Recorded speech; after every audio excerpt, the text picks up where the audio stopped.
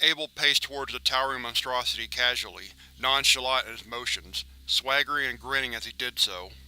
A massive two-handed claymore was held in place over one of his shoulders, the whirring gears and saws that covered its surface trundling away noisily, while the many small blades that made up its jagged edge slowly slid across the rim contentedly, purring like a cat.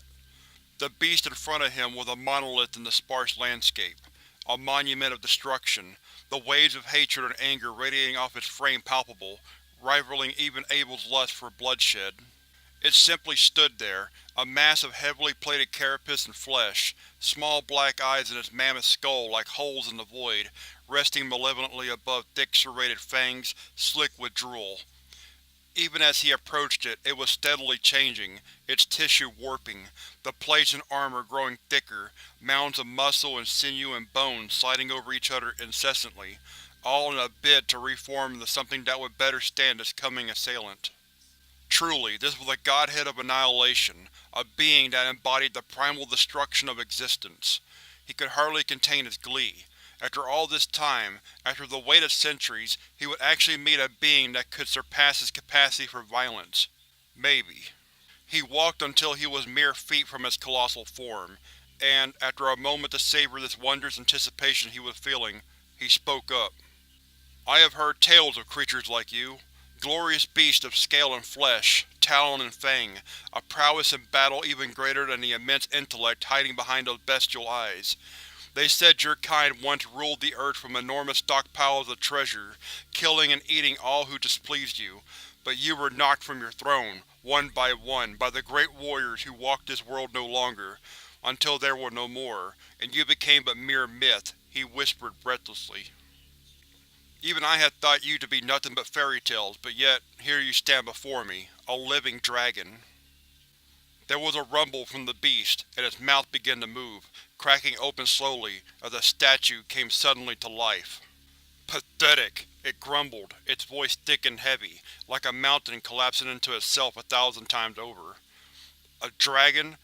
You simple little pile of rot, you understand nothing, as I would expect of a well-trained lapdog." At this, Abel's expression darkened, and the sound of the sword on his shoulder began to pick up as the blades twirled ever so faster. "What?"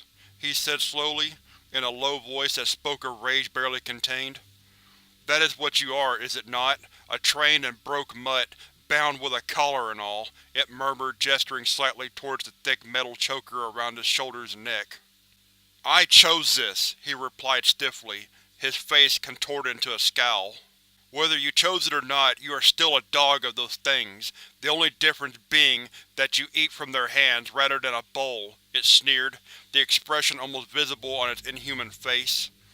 Abel's face twitched and he tightened his grip on the handle of his weapon, the revolving blades now turning at a considerable speed, protesting with a dull screech. "At least I can choose my fate," he roared angrily, launching his sword with a downward swing at the beast's head like the almighty wrath of some obscene god. But the creature responded in a way Abel had never before seen in all his millennia fighting. It head-butted the weapon, the top of its skull and shell shattered into bulky fragments, its eyes bulging as the inside of its cranium was pulverized. One of its eyes burst with a wet pop, and torrents of thick, viscous fluid gushed from its mouth, chunks of meat and tissue pouring forth like a fountain of blood and gore. But in head-butting the blade, Abel was thrown off balance by the force of it, recoiling from the attack automatically, leaving his stomach wide open. In that split second of defenselessness, his sight was filled with the gargantuan fist of the monster, a boulder-sized bulk of bony plate, plowing into his entire torso, smashing into him with the force of a hurricane, and knocking his sword from his hands. He was flung over 10 meters away like a rag doll, demolishing innumerable obstacles in its way. His body skidded heavily against the ground, shredding the cloth and skin from his back, until he finally came to an abrupt stop, half embedded in a large boulder. He hung there limply, streams of blood pouring from his eyes, nose, mouth, and ears, his face slack in a stunned expression of amazement. And then he laughed. He laughed long and hard, smiling and baring his pointed teeth in a bloody smirk that made it appear that he had just finished a gruesome meal. He spoke up in a language long dead, but the meaning of the words he said were unmistakable. He was issuing a challenge. But to his surprise, the lizard looked like it was having some kind of seizure. It was repeatedly sucking air in heavily through its nostrils, puffing itself up even bigger than it was normally, and consuming the viscera-soaked dirt quickly, its huge claws scrabbling away at the ground, and stuffing clumps of it into its toothy maw.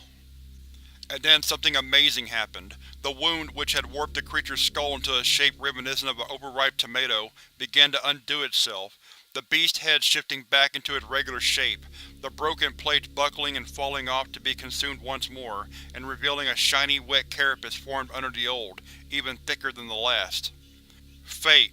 What would you understand of fate? Fate is life, and you and all of this is death, the creature bellowed, beginning to charge towards him.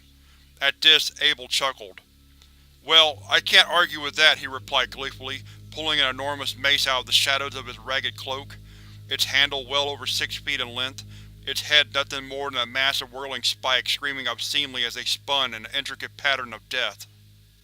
The beast lumbered towards him quickly, its mighty footsteps causing the earth to shake, clods of dirt torn up in its wake, bearing down on him with the force and inevitability of an avalanche. Abel pulled back, standing sideways, moving his arms back behind him and grinding his feet into the ground. He turned towards the impending disaster, swinging his weapon idly with a seasoned flare.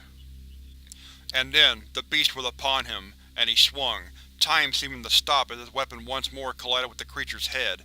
There was a deafening crunch as its head was crushed again, splattered into pieces, its spine impacting, the monster becoming visibly shorter as the unstoppable force propelling it met with the immovable force colliding with it. The sheer amount of chaos generated by those two immense forces meeting launched the reptile several dozen meters away, spinning like an errant missile, lumps of it flying off as it sailed through the air. It hit the earth with a boom, bits and pieces of its frame dotting the landscape around the impact crater like raindrops during spring showers. Abel cracked his neck, ignoring the blood streaming down the thick gash in his leg, or the three along his chest, gained when his opponent slashed at him as he swung. Instead, he discarded the now bent and still mace behind him with an uncaring toss, popped his shoulders back into place with a jerky, awkward shrug, and started to reset his shattered elbow. The creature pushed itself up, eating everything around it, growing heavier, thicker, and more rock-like in appearance. It shook off the excess blood from its form like a dog, droplets of the thick, dark liquid splattering the earth around it, and began to clump out of the crater. It lumbered over the lip of the fissure it had created, only to be greeted with a large chakram shredding into its flesh, the ring digging in as the exterior saw blade spun and forced it ever deeper into the wound.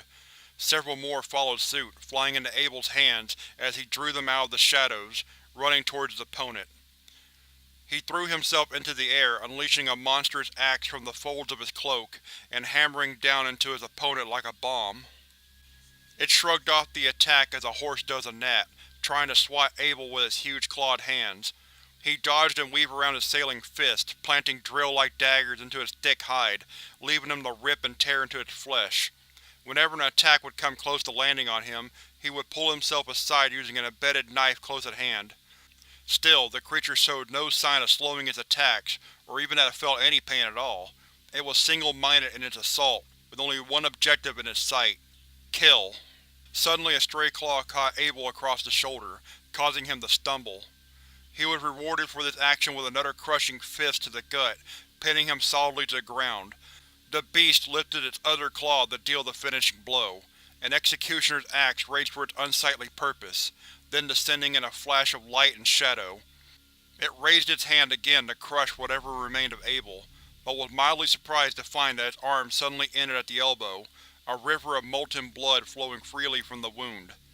The other arm quickly followed suit, snipped off at the joint by a gigantic mechanical pair of scissors held by Abel, the inner blade spinning feverishly, fresh gore spraying from their moving teeth.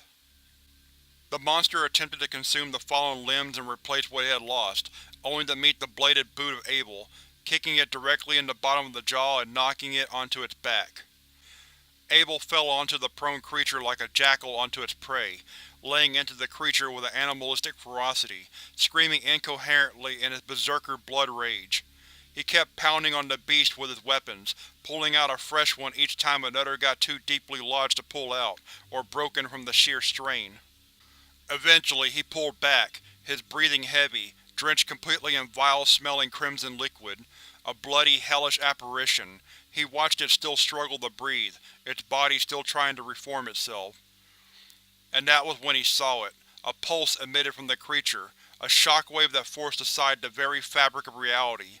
The world warping around the beast as the shock of electricity quickly ran across his mutilated body.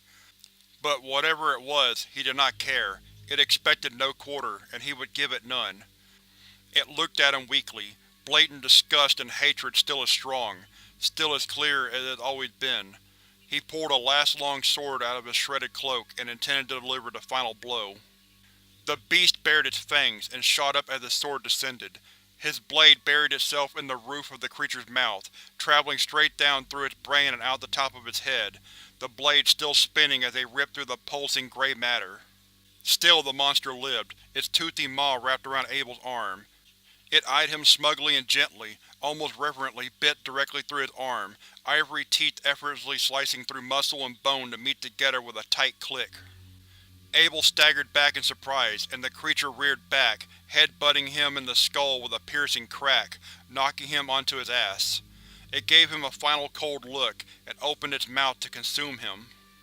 Before its jaws closed around him, Abel grabbed the sword still embedded in its head, grasping the hilt from inside its mouth. As the beast's mouth closed around him, he forced it down with all of his strength, slicing the beast clean in two. But its motions, once set in action, could not be stopped.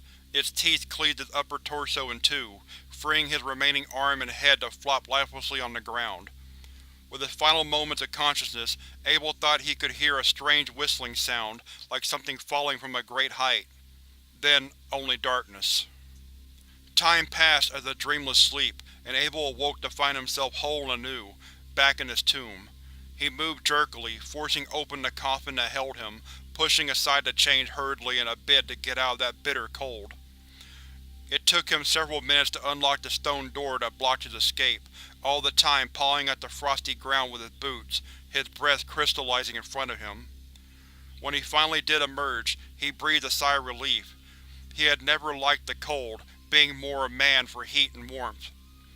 Still, he reasoned to himself, that was most likely the best fight he had had in ages. There should be a feast to celebrate with all of his team. Now where they had put that strange pizza box.